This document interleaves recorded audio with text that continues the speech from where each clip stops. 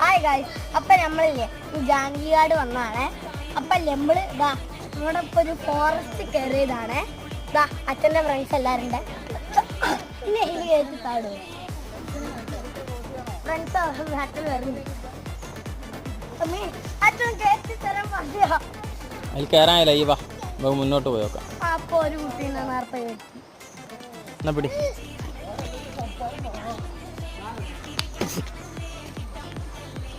എങ്ങനെ കേറുക? മുകളിലോ?